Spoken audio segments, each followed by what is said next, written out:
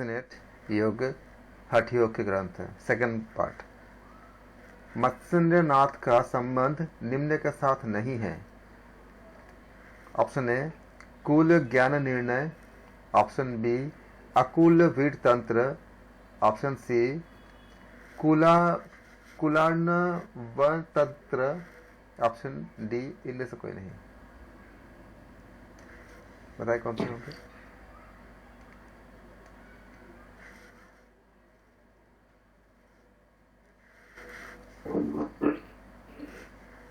इनमें से कोई नहीं। सर जी क्या होती है सर? मत्स्येंद्र नाथ का संबंध इनमें से कोई नहीं है। नहीं सर, ये होते क्या है सर? कुल ज्ञान निर्णय क्या कहलाता है?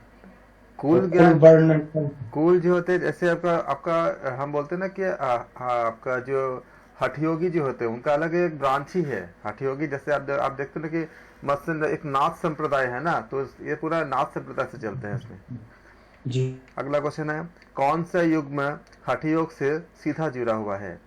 कौन सा युग्म हठयोग से सीधा जुड़ा हुआ है? ऑप्शन ए कैवल्य पतंजलि, ऑप्शन बी भक्ति कृष्ण, ऑप्शन सी तंत्र नाथ, ऑप्शन डी गीता सांख्य। बताएं। तंत्रनाथ जी। अगला क्वेश्चन, जब योगी जीवित रहते हुए मुक्त हो तो उस स्थिति को क्या कहते हैं? लय, जीवन मुक्ति, मोक्ष या अपवर्ग? जीवन मुक्ति। बिल्कुल सही है। जब योगी जन, इसमें हमें हम जानते हैं कि जब योगी जीवित रहते हुए मुक्त हो तो उसको हम क्या कहते हैं? जीवन मुक्ति कहते हैं। Very good. अगला क्वेश्चन, गोरखनाथ द्वारा लिखित ग्रंथ है सिद्ध सिद्धांत पद्धति।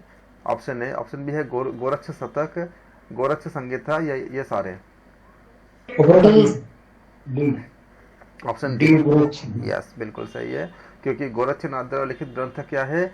सिद्ध सिद्धांत पद्धति भी है, गोरक्ष शतक भी है और गोरक्ष संहिता भी है, इसलिए क्या होगा? डी सही होगा। अगला क्वेश्चन, नाथ योगी यौगिक क्रिया में होते हैं अज्ञान, अल्पज्ञ, निपुण या इनमें से कोई नहीं? निपुण। बिल्कुल सही है, नाथ योगी यौगिक क्रिया में निपुण होते हैं। अगला क्वेश्चन, नाथ योगियों के संबंध में सही है। ऑप्शन ए चमत्कार, ऑप्शन बी सिद्धि, ऑप्शन सी हठयोग, ऑप्शन डी ये सारे? बिल्कुल सही है। अगला क्वेश्चन, क्योंकि नाथ योगी के बारे में ये बताते हैं, चमत्कार भी है, सिद्धि भी है और हठयोग भी है, इसलिए क्या होगा? सारे सही होगा। Very good. अगला क्वेश्चन, किस राजा ने राज त्याग कर नाथ योग की शरण ली? गोपीचंद, भर्तृहरि, उपयुक्त दोनों या इनमें से कोई नहीं? क्योंकि गोपीचंद भी लिए थे और भर्तृहरि भी लिए थे, इसलिए क्या हुआ कि उपयुक्त दोनों सही होंगे। अगला क्वेश्चन, इन्होंने राज त्याग कर नाथ योग के शरण लिए थे गोपीचंद और भर्तृहरि। भर्तृहरि और गोपीचंद ये दोनों राजा थे और इन्होंने राज को त्याग करके नाथ योग की शरण लिए थे। अगला क्वेश्चन, कबीर ने निम्न नाथ योगी की प्रशंसा की है। Option A Gorakshnath, option B Bhartrihari, option C Gopinath, option D ये सारे? तो सारे बिल्कुल सही है।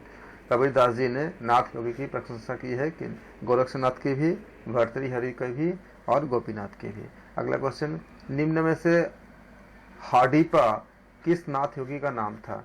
जालंधर या मीन या चरपटी या गोरक्ष? चरपटी। जालंधर। हाडीपा जो है वो जालंधर नाथ योगी का नाम था। अगला क्वेश्चन, मत्स्येंद्र नाथ को हठयोग का ज्ञान किससे मिले थे? मीनानाथ, विष्णु, साक्षात शिव या गोरक्षनाथ? मत्स्येंद्र नाथ को हठयोग का ज्ञान किससे मिला था? साक्षात शिव से मिला था। शिव से मिला, क्योंकि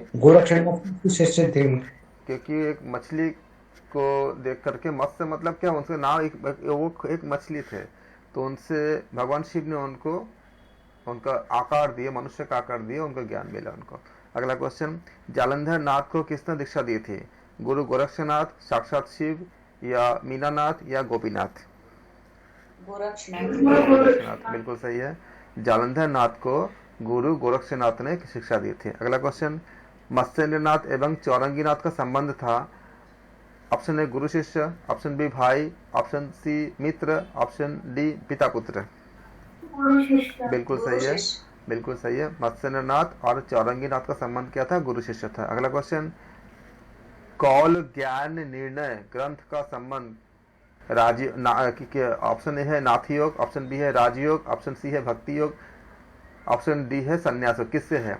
कौल ज्ञान निर्णय ग्रंथ का संबंध किससे है? बिल्कुल सही है। कौल ज्ञान निर्णय ग्रंथ का संबंध नाथ योग से है। Very good. अगला क्वेश्चन, नाथ परंपरा में सर्वप्रथम नाथ कौन है? मत्स्येंद्रनाथ, गोरक्षनाथ, आदिनाथ या भैरवनाथ?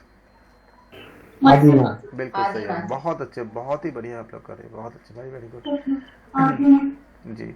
नाथ परंपरा में सर्वप्रथम नाथ कौन है? आदिनाथ। ऐसे भी आप याद रखोगे, आदि का मतलब ही होते हैं कि शुरुआत होते हैं, इससे भी आप याद रखो। अगर बाई चांस अगर एग्जाम में भूल जाते हो तो आप ऐसे इसको याद करना। अगला क्वेश्चन, आदिनाथ माना जाता है शिव को, विष्णु को, गोरक्ष को, मत्स्येंद्र को? शिव को। बिल्कुल सही है, आदिनाथ को भगवान शिव को माने जाते हैं। अगला क्वेश्चन, गोरक्षनाथ के अनुयायी निम्न तीर्थ स्थल की यात्रा करते हैं। Option A Hinglaj, option B Koteshwar, option C Devi Patan, option D उपयुक्त सभी। बिल्कुल सही है, गोरक्षनाथ के अनुयायी जो होते हैं वो हिंगलाज, कोटेश्वर और देवी पाटन ये सारे का यात्रा करते हैं, इसलिए क्या होगा? ऑप्शन डी करेक्ट होगा। अगला क्वेश्चन, जो त्याग एवं भोग दोनों से अप्रभावी होते हैं। ज्यो त्याग नहीं है, ज्यो अलग होगा, इसमें मैं आपको करेक्ट कर देता हूँ थोड़ा सा, इसमें ज्यो के बाद आपका स्पेस होगा। जो त्याग एवं भोग दोनों से अप्रभावित रहते हैं वह कहलाता है अवधूत। ऑप्शन ए अवधूत, ऑप्शन बी भक्त, ऑप्शन सी वैष्णव, ऑप्शन डी है आपका शाक्त। अवधूत सर। अवधूत बिल्कुल सही है। अवधूत योगी के लक्षण में हमने इसको अध्ययन भी किया था हमने। जो त्याग एवं भोग दोनों से अप्रभावित रहता है उनको अवधूत कहते हैं। बहुत अच्छे। अगला क्वेश्चन, सिद्ध सिद्धांत पद्धति के रचयिता कौन है? ऑप्शन है गोरक्षनाथ, ऑप्शन है मीनानाथ, ऑप्शन सी है आदिनाथ, ऑप्शन डी है स्वामी स्वात्माराम। बहुत अच्छा, वेरी वेरी गुड। अगला क्वेश्चन, सिद्ध सिद्धांत पद्धति में कुल उपदेश कितने हैं? 4, 6, 8 या 10? 8, नहीं, 6 बिल्कुल 6 है सर। 6। सिद्ध सिद्धांत पद्धति में कुल 6 उपदेश है, देखिएगा। सिद्ध सिद्धांत पद्धति में कुल 6 उपदेश है।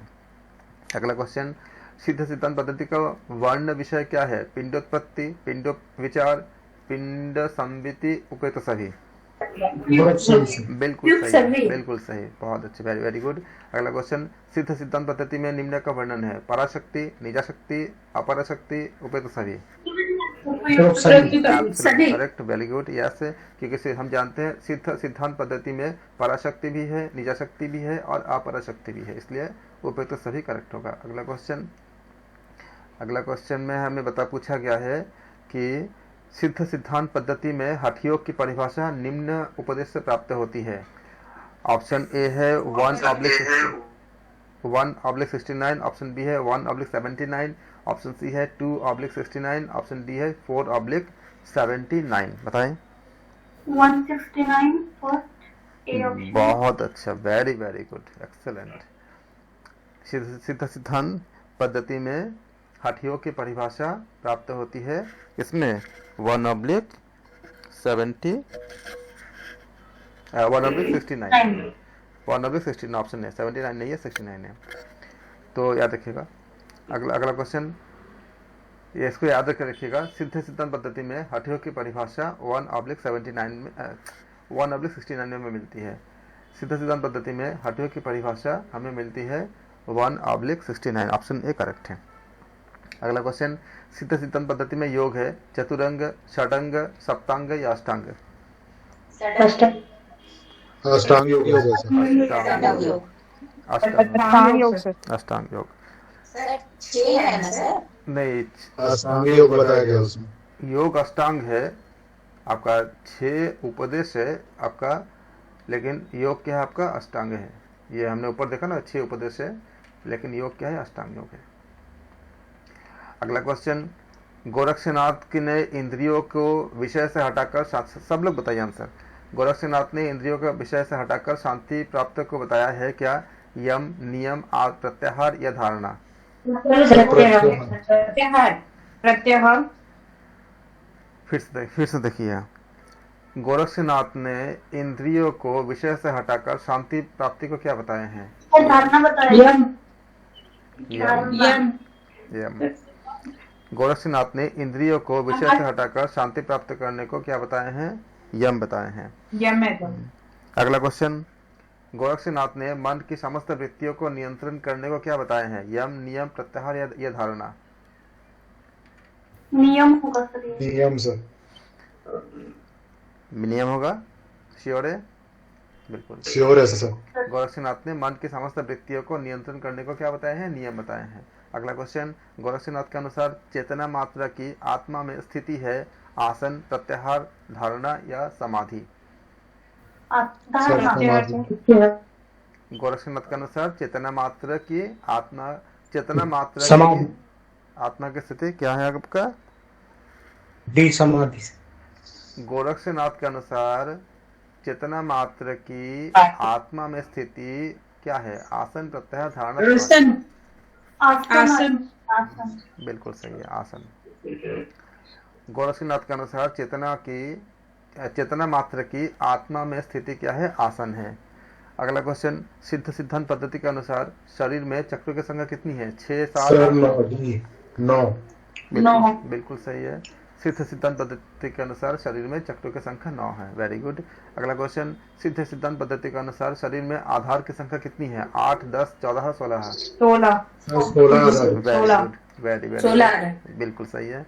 सिद्ध सिद्धांत पद्धति के अनुसार लक्ष्य क्या है? 3, 4, 5, 6? 3। बिल्कुल सही है। 3 है सर। अंतर लक्ष्य, मध्यम लक्ष्य और बाह्य लक्ष्य। 3 लक्ष्य है। सिद्ध सिद्धांत पद्धति के अनुसार 3 लक्ष्य है। अगला क्वेश्चन, इसको याद रखिएगा, सिद्ध सिद्धांत पद्धति के अनुसार 3 लक्ष्य है। अगला क्वेश्चन, सिद्ध सिद्धांत पद्धति के निम्न उपदेश में अष्टांग योग का विवेचन किया गया है। प्रथम, द्वितीय, पहला ऑप्शन प्रथम, द्वितीय ऑप्शन बी, द्वितीय ऑप्शन सी, तृतीय ऑप्शन डी, चतुर्थ है। बताइए किसमें होंगे? सर द्वितीय सर। बिल्कुल सही है। सिद्ध सिद्धांत पद्धति में अष्टांग योग का विवेचना द्वितीय उपदेश में बताया किया गया है। सिद्ध सिद्धांत पद्धति में अष्टांग योग की विवेचना द्वितीय उपदेश में किया गया है। अगला क्वेश्चन, सिद्ध सिद्धांत पद्धति के अनुसार शरीर के संबंध में कौन सा युग्म गलत है? चक्र 9 ऑप्शन है, चक्र 7 ऑप्शन सर। चक्र 7। बिल्कुल चक्र 7 गलत है। बिल्कुल। आधार तो 16 ही होती है, लक्ष्य 3 होती है।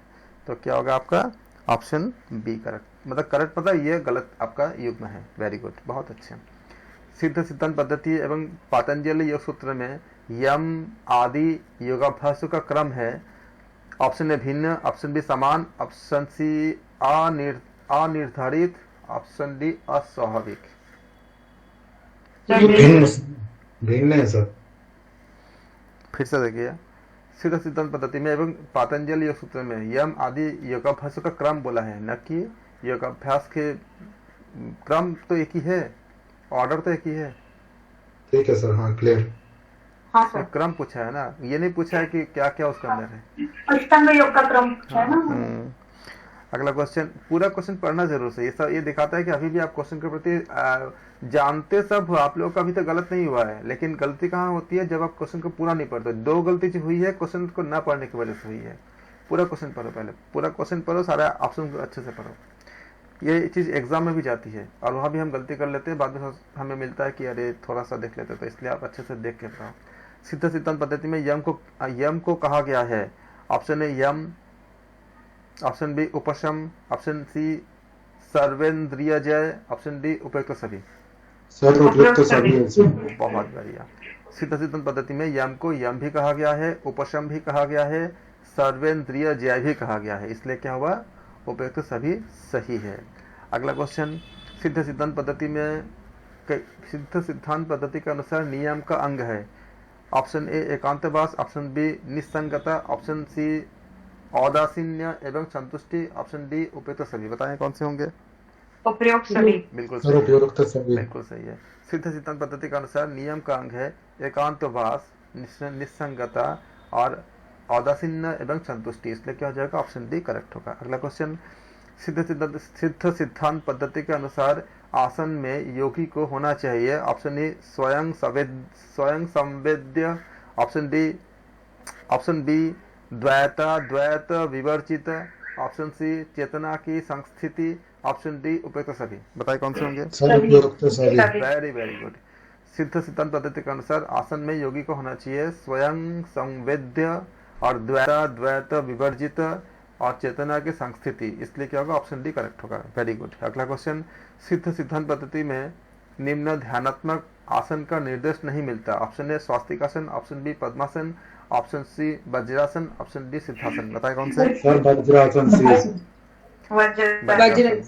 सिद्ध सिद्धांत पद्धति में वज्रासन आपका ध्यानात्मक आसन का निर्देश नहीं मिलता, यह रखिएगा। अगला क्वेश्चन, सिद्ध सिद्धांत पद्धति के अनुसार सिद्ध सिद्धांत पद्धति के अनुसार इंद्रियों को उसके विषय में से लौटाना क्या कहलाता है? प्रत्याहार, धारणा, ध्यान या समाधि? सर प्रत्याहार। प्रत्याहार। बहुत ही अच्छे, वेरी वेरी गुड। सिद्ध सिद्धांत पद्धति के अनुसार हम जानते हैं कि इंद्रियों को उनके विषय में लौटाना क्या कहलाता है? प्रत्याहार कहलाता है। जो आपने अच्छे से, हम जब इसके कई पार्ट में हमने बनाया था वीडियो, 3 पार्ट में हमने समझाया था आपको, इसमें सबसे पहले हमने बताया था कि प्रत्याहार कहलाता है इसमें। Very very good. अगला क्वेश्चन, गोरक्षनाथ के अनुसार शरीर में बाहर भीतर एक ही आत्मा है, ये कहलाता है, ऑप्शन ए प्रत्याहार, ऑप्शन बी धारणा, ऑप्शन सी ध्यान, ऑप्शन डी समाधि। सर धारणा होए। सर कंफर्म है धारणा। बिल्कुल धारणा। सही। गोरक्षनाथ के अनुसार शरीर में बाहर भीतर एक ही आत्मा है, यह क्या कहलाता है? धारणा कहलाता है। गोरक्षनाथ के अनुसार शरीर में बाहर भीतर एक ही आत्मा है, यह धारणा कहलाता है। गोरक्षनाथ के अनुसार शरीर में बाहर भीतर एक ही आत्मा है, यह धारणा कहलाता है। आप लोग 3 बार रिपीट कर लिए हैं, तो इसलिए आपको इसको याद रहेगा, एग्जाम में मिलेंगे, अगर आता है तो आपको याद आ जाएगा, कर सकते हैं आराम से। सिद्ध सिद्धांत पद्धति के अनुसार समस्त भूतों में आत्म स्वरूप का चिंतन क्या कहलाता है? प्रत्याहार, धारणा, ध्यान या समाधि? सर ध्यान। बिल्कुल। सर क्लियर है। सिद्ध सिद्धांत पद्धति के अनुसार समस्त भूतों में आत्म स्वरूप का चिंतन क्या कहलाता है? ध्यान कहलाता है। Very good. अगला क्वेश्चन, गोरक्षनाथ के अनुसार समाधि क्या होती है? ऑप्शन ए तटस्थ अवस्था, ऑप्शन बी निरुद्योग, ऑप्शन सी अनायास, ऑप्शन डी उपयुक्त सभी। सही है। गोरक्षनाथ के अनुसार समाधि क्या होती है? तटस्थ अवस्था, निरुद्योग और अनायास और उपयुक्त सभी। अगला क्वेश्चन, गोरक्षनाथ के अनुसार कुंडलिनी शक्ति निम्न रूप में होती है, ऑप्शन ए प्रबुद्ध, ऑप्शन बी अप्रबुद्ध, ऑप्शन सी उपयुक्त दोनों, ऑप्शन डी अनिश्चित। सर उपयुक्त दोनों। Very very good. गोरक्षनाथ के अनुसार कुंडलिनी शक्ति निम्न में से रहती है, प्रबुद्ध भी रहती है, अप्रबुद्ध भी रहती है। बहुत अच्छे। अगला क्वेश्चन, सिद्ध सिद्धांत पद्धति में कुंडलिनी का भेद क्या होती है? ऑप्शन ए ऊर्ध्व, ऑप्शन बी मध्य, ऑप्शन सी अधः, ऑप्शन डी उपयुक्त सभी। बिल्कुल सही है। सिद्ध सिद्धांत पद्धति में कुंडलिनी का भेद क्या होती है? ऊर्ध्व भी होती है, मध्य भी होती है और अधः भी होती है, इसलिए क्या उपयुक्त सभी सही है। अगला क्वेश्चन, सिद्ध सिद्धांत पद्धति में परम पद को माना जाता है, ऑप्शन ए द्वैत, ऑप्शन बी अद्वैत, ऑप्शन सी द्वैत विवर्जित, ऑप्शन डी द्वैत।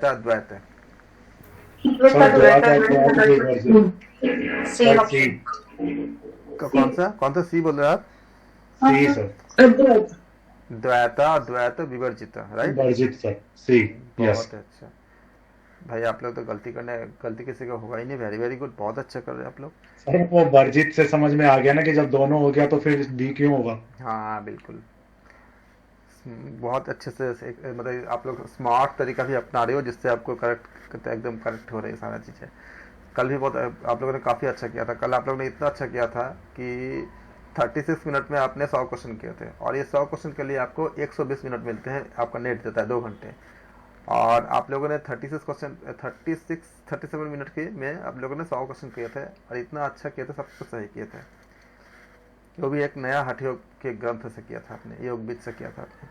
सिद्ध सिद्धांत पद्धति के अनुसार जीवात्मा के आत्म स्वरूप का सही क्रम निम्न है। ऑप्शन है सहज, संयम, सोपान। बताइए कौन सा ऑप्शन सही होगा? सर ए, सहज, संयम, सोपान। सर ए होगा सर। बिल्कुल यही होगा। बिल्कुल। सिद्ध सिद्धांत पद्धति के अनुसार जीवात्मा के आत्मा स्वरूप का सही क्रम है सहज, संयम, सोपाय, अद्वैत। याद रखिएगा। सर क्योंकि अंतिम अवस्था अद्वैत की ही होगी ना। बिल्कुल बिल्कुल। सिद्ध सिद्धांत पद्धति के अनुसार जीवात्मा के आत्मा रूप का सही क्रम है सहज, संयम, सोपाय, अद्वैत। सहज, संयम, सोपाय, अद्वैत। सिद्ध सिद्धांत पद्धति के अनुसार जीवात्मा के आत्म स्वरूप का सही क्रम क्या होगा? सहज, संयम, सोपाय, अद्वैत। सहज, संयम, सोपाय, अद्वैत। सहज, संयम, सोपाय, अद्वैत। आप लोग जो रिकॉर्डिंग में अगर सुन रहे हैं तो आपको पूरा याद हो जाएगा। सिद्ध सिद्धांत पद्धति के अनुसार जीवात्मा के आत्मा स्वरूप का सही क्रम होगा सहज, संयम, सोपाय, अद्वैत। इसको याद रखेंगे। बाकी आप जो रॉन्ग ऑप्शन है वो अपने आप कट जाएगा, खाली आप करेक्ट अभ्यास में याद रखेंगे। अगला क्वेश्चन, सिद्ध सिद्धांत पद्धति के अनुसार साधक कितने वर्ष में सर्वज्ञ एवं सभी सिद्धियों का स्वामी हो जाता है? 5, 7, 11, 12। Sir 12। D sir. Sir 12। Correct है, एकदम कंफर्म हो? यस सर, कंफर्म है सर 12। 11 नहीं होगा? नहीं सर 12। साधक क्या कितने होते हैं 12 वर्ष में? Sir 12 sir D. सिद्ध सिद्धांत पद्धति के अनुसार सर्वज्ञ एवं सभी सिद्धियों का स्वामी हो जाता है। कंफ्यूज कर रहे हैं, मतलब कि हम लोग चेंज कर रहे हैं। जबकि हमें याद है ये चीज, तो चेंज कर ही नहीं सकते। Very good. सिद्ध सिद्धांत पद्धति के अनुसार कितने वर्ष में साधक शिव के समान हो जाते हैं? 6, 12, 13, 15। सर 12। सर 13। 12 सर। अब बताओ। जब सर सिद्धियां मिल गई तो फिर 13 क्यों होगा? 12 ही होगा। सिद्ध सिद्धांत पद्धति के अनुसार कितने वर्ष में साधक शिव के समान हो जाते हैं? सर 12। 12 फाइनल। सिद्धियों का स्वामी होना और शिव के बराबर होना के बराबर एक ही होते हैं दोनों? सर सिद्धियां मिल गई तो सिद्धियों का सिद्धियां मिलना और शिव के बराबर होना दोनों अलग अलग बात है। तो क्या होगा? तो बताओ। सर फिर भी 12 है। अब आप फिर से सोचो, क्वेश्चन नंबर ऊपर वाला और नीचे वाला मिलाओ, बोलो क्या क्या होगा। सर वो सर्वज्ञ है तो शिव भी तो सर्वज्ञ में आ गए।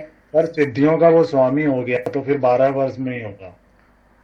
हाँ तो आप बताओ ऊपर का क्वेश्चन आपका जो दिख रही है 145 और 146 में क्या क्या आंसर होगा? सेम ही है सर। सर सेम है सर, बी है, 12 है। हम गलत होगा तो होगा, लेकिन 12 ही है। चलो मैं बता देता हूँ, ये 12 है, 11 है, मिला लेना। अच्छा, मुझे कंफ्यूजन थी।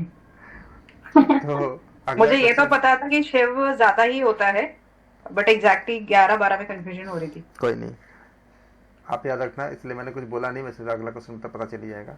अगला क्वेश्चन क्या है? सिद्ध सिद्धांत पद्धति के अनुसार योगी की अवस्थाएं, सिद्ध सिद्धांत पद्धति के अनुसार योग में योगी की अवस्थाएं होती है। ऑप्शन है 3, option B 5, option C 7, option D 8। बताएं कौन से होंगे? सर 3। 5 होती है। 5 कौन सी होगी सर?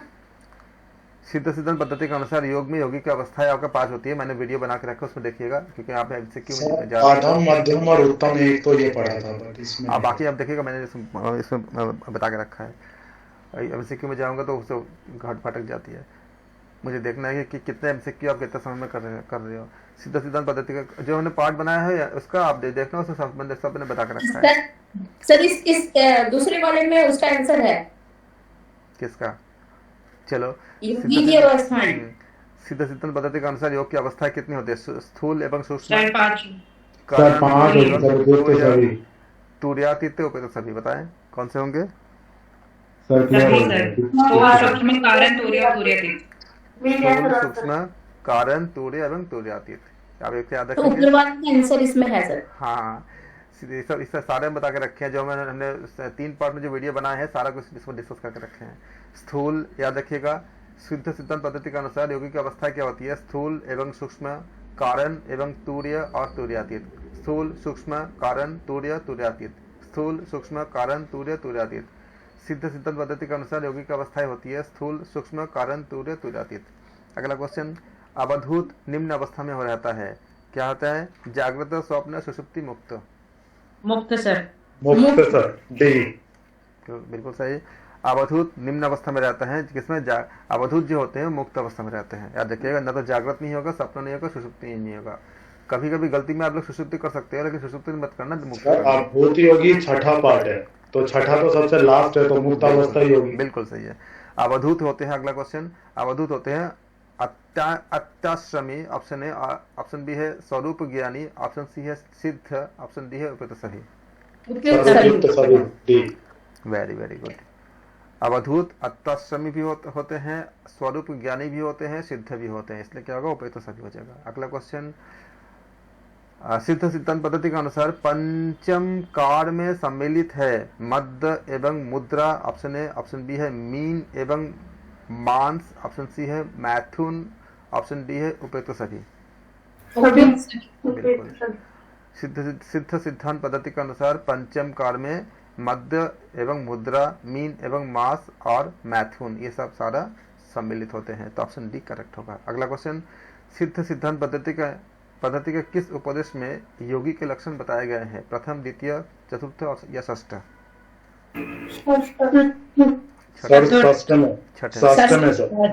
छठे। बिल्कुल। तो सिद्ध सिद्धांत पद्धति में सिद्ध सिद्धांत पद्धति के षष्ठ उपदेश में योगी के लक्षण बताए गए हैं, इसको याद रखेंगे। अगला क्वेश्चन है आपका, अवधूत योगी निम्न से मुक्त होते हैं, क्लेश से, विकार से, चित्त वृत्ति से, उपयुक्त सभी। बताए कौन से होंगे? वेरी वेरी गुड, बहुत अच्छे।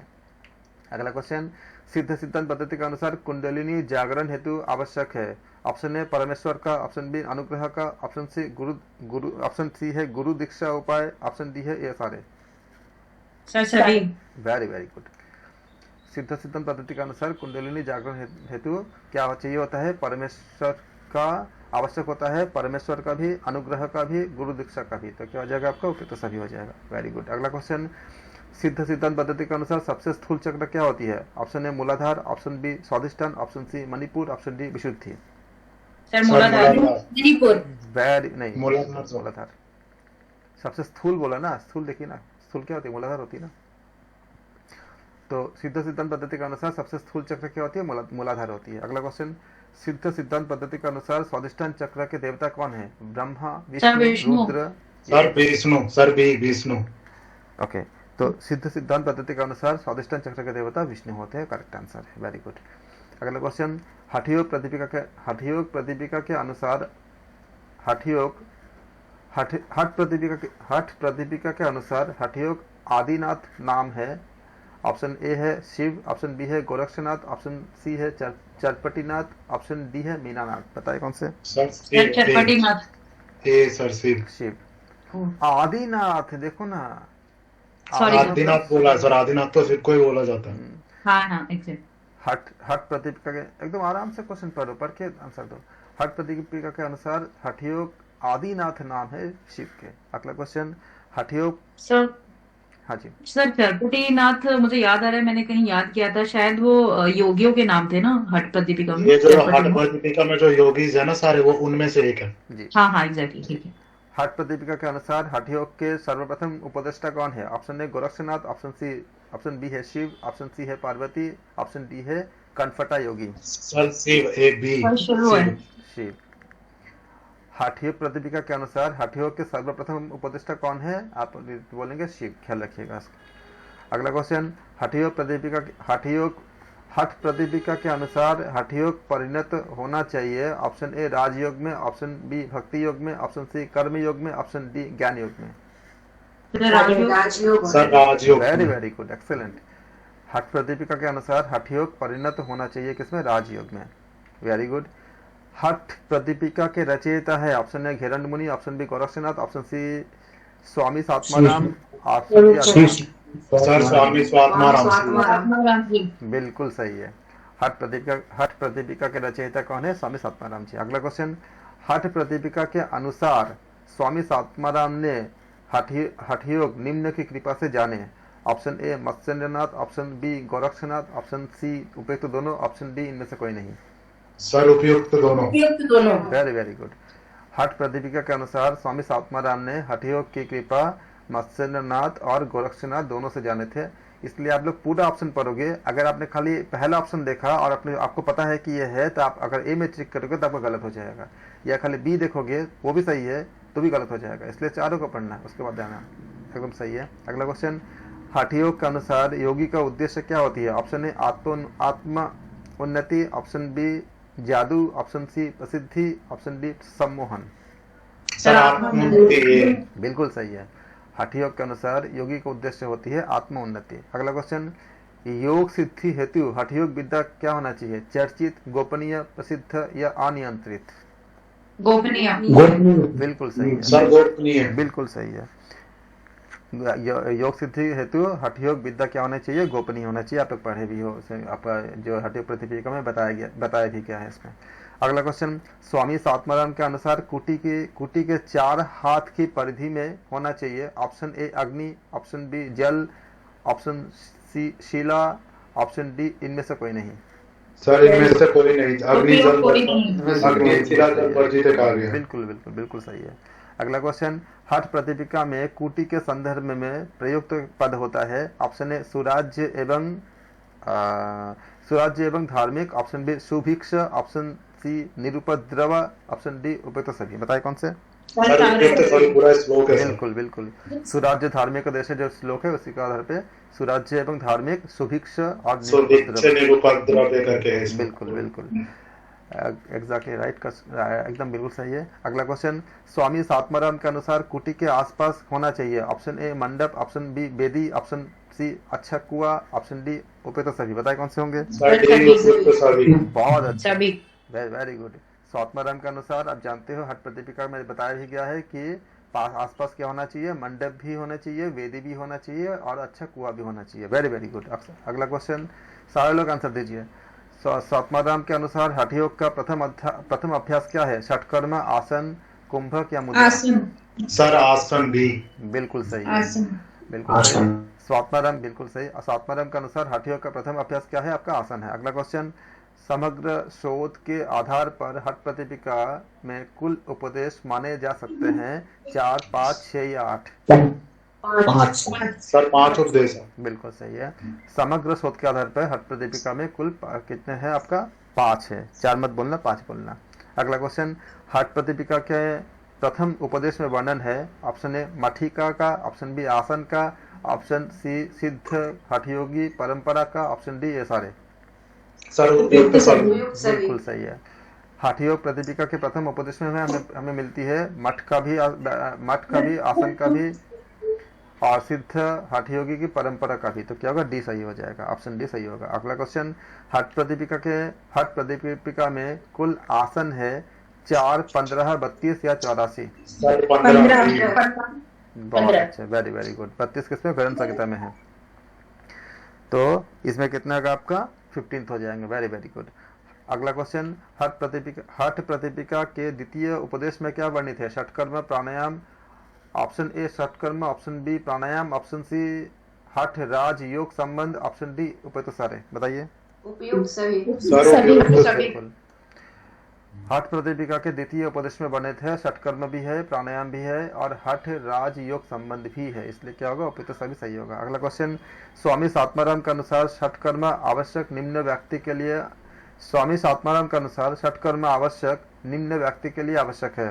ऑप्शन ए कफ से ग्रस्त, ऑप्शन बी स्थूलाकाय, ऑप्शन सी उपयुक्त दोनों, ऑप्शन डी उपयुक्त में से कोई नहीं। बताए कौन से? सर उपयुक्त दोनों के लिए। बिल्कुल सही है, बिल्कुल सही है। जो कफ से ग्रस्त होते हैं या जो जिनका बॉडी में ज्यादा फैट होते हैं या मतलब उसी को स्थूलाकाय कहते हैं, तो उनके लिए क्या है? उन्होंने षटकर्म को आवश्यक माना है। अगला क्वेश्चन, स्वामी सात्माराम के अनुसार षटकर्म से दूर नहीं होता। ऑप्शन ए कफ, ऑप्शन बी मोटापा, ऑप्शन सी मल, ऑप्शन डी उपयुक्त कोई नहीं। सर उपयुक्त में से कोई नहीं। बहुत बहुत एकदम सही है स्वामी। अगला क्वेश्चन, आहार की उपयोगिता संबंधी चर्चा हठ प्रतिपिका के किस उपदेश में है? प्रथम, द्वितीय, तृतीय या चतुर्थ है?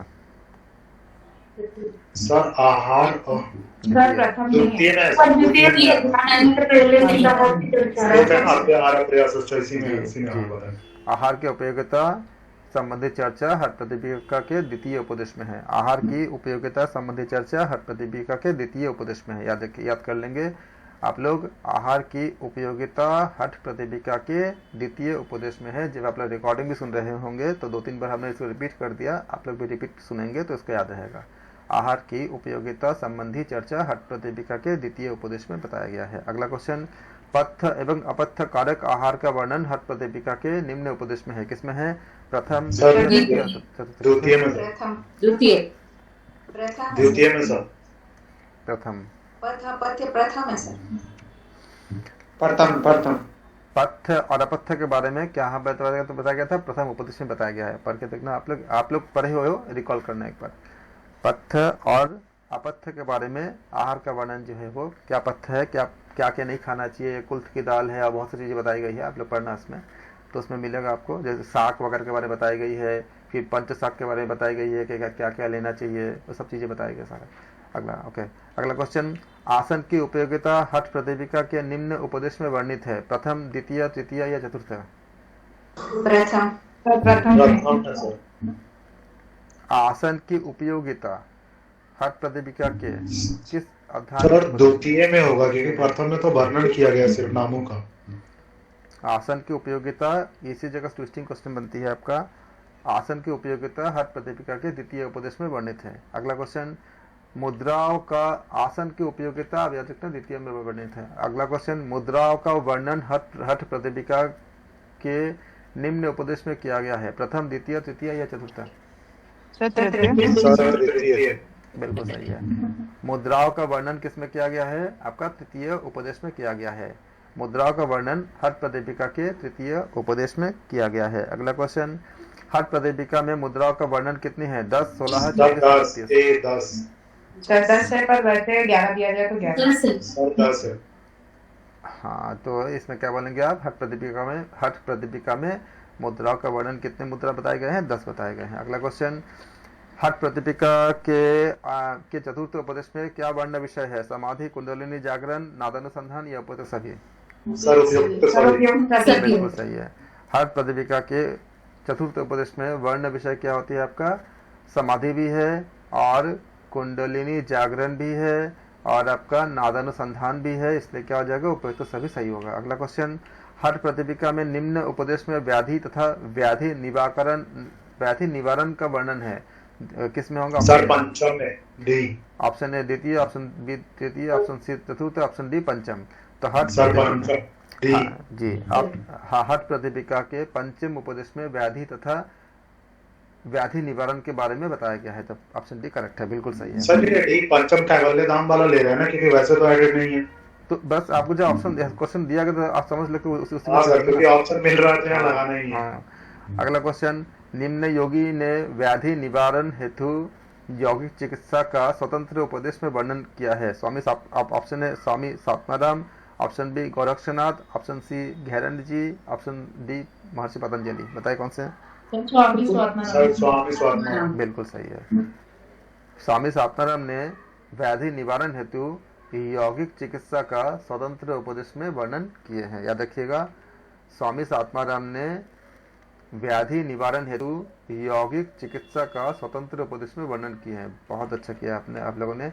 अगला क्वेश्चन, गोरक्षनाथ के अनुसार योग के अंग है 4, 5, 6 या 8? सर 6 षडांग योग है। कितने होंगे? 6 सर षडांग योग सी। गोरक्षनाथ के अनुसार योग के अंग कितने हैं? 6 है। गोरक्षनाथ के अनुसार योग के अंग कितने हैं आपका? याद रखिएगा 6 है। अगला क्वेश्चन, अमृतनाद उपनिषद के अनुसार योग के अंग कितने हैं? 4, 6, 8 या 12? सर 6 होंगे। 6 होंगे, बिल्कुल सही है। अमृतनाद सर उपनिषद के उसको मैंने ऐसे अनुसार, पढ़ा नहीं अमृत उपनिषद, लेकिन हाँ, अमृतनाद उपनिषद के अनुसार योग, उसमें आपका योग के अंग 6 बताए गए। ये उपनिषद आपके सिलेबस में नहीं है। अमृतनाद उपनिषद के अनुसार योग के अंग कितने हैं आपका? 6 है, याद रखिएगा। अगला क्वेश्चन, योग के 15 अंगों की चर्चा निम्न उपदेश में की गई है। किस में की गई है?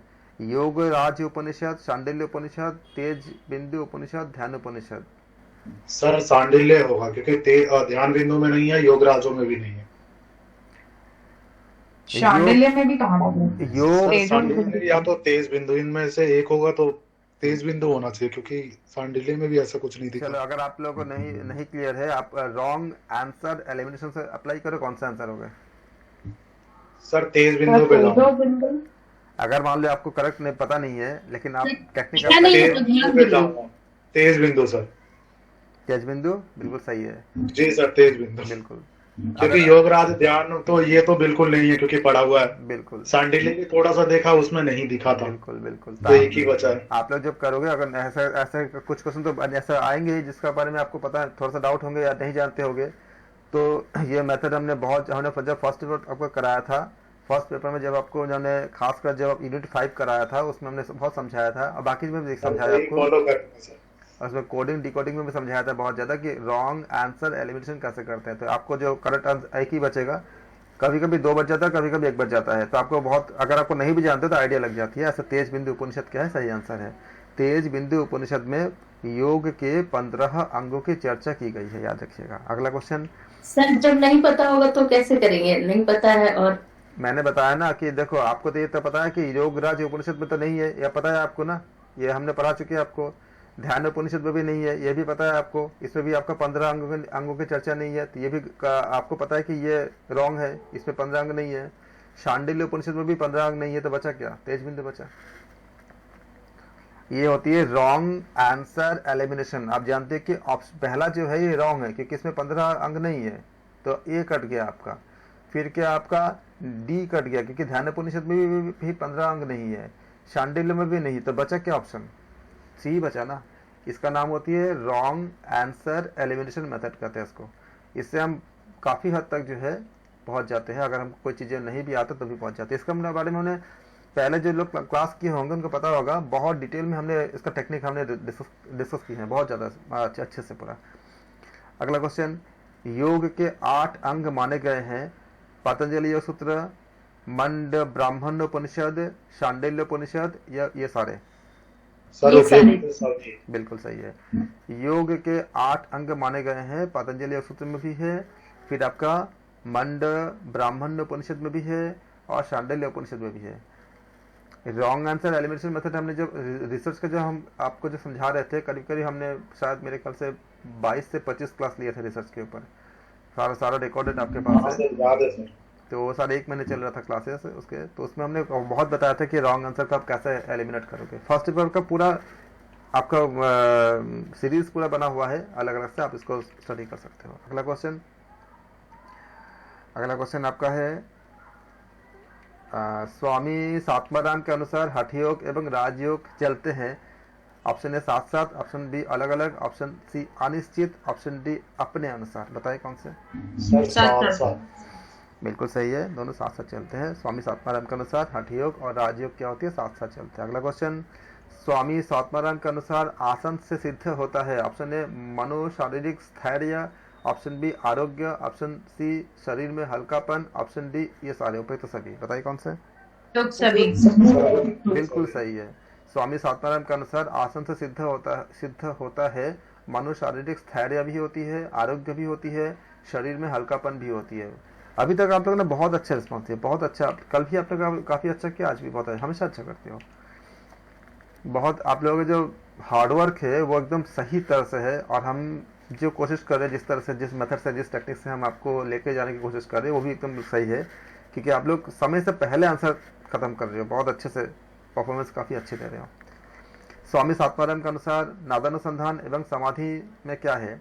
स्वामी सात्माराम के अनुसार नादानुसंधान एवं समाधि में है। ऑप्शन ए अभेद, ऑप्शन बी भेद, ऑप्शन सी विभेद, ऑप्शन डी अंतर। बताइए कौन से? बिल्कुल सही है। अगला क्वेश्चन। कूर्म का अर्थ क्या होती है? ऑप्शन ए कुत्ता, ऑप्शन ए बी कछुआ, ऑप्शन सी घोड़ा, ऑप्शन डी वृक्ष। ये आया होगा बिल्कुल, आपका क्या हो जाएगा? ये कछुआ हो जाएगा। अगला क्वेश्चन। स्वामी कूर्म का मतलब इसलिए कूर्मासन होता है ना, कछुए की तरह हम लोग बैठ जाते हैं ना, वो कूर्मासन इसी से आया है। अगला क्वेश्चन। स्वामी सात्माराम के अनुसार सिद्धासन का दूसरा नाम क्या होता है? वज्रासन, मुक्तासन, गुप्तासन, या ये सारे? सर उपयुक्त वेरी तीनों। गुड। डी, वज्रासन भी होता है, मुक्तासन भी होता है, गुप्तासन भी होता है। स्वामी सात्माराम के अनुसार सिद्धासन का दूसरा नाम वज्रासन भी है, मुक्तासन भी है, गुप्तासन भी है। याद रखिएगा, ये क्वेश्चन पूछा जा चुका है। स्वामी सात्माराम के अनुसार सिद्धासन का दूसरा नाम क्या होती है? वज्रासन भी होती है, मुक्तासन भी होती है, गुप्तासन भी होती है। अगला क्वेश्चन, स्वामी सात्माराम के अनुसार 72,000 नारियों का मल शोधन निम्न अभ्यास से होता है। सिद्धासन,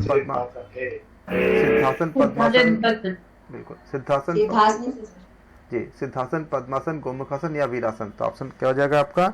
ये करेक्ट है, सिद्धासन करेक्ट है, बिल्कुल सही है। अगला क्वेश्चन, स्वात्माराम के अनुसार निष्पत्ति अवस्था निम्न अभ्यास से प्राप्त होती है।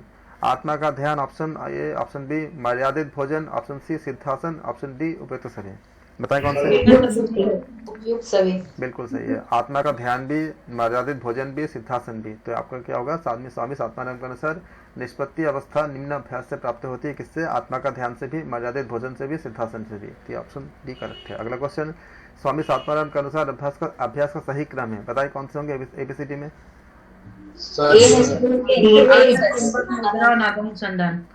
आसन, कुंभक, मुद्रा, नादानुसंधान, ये सही क्रम है।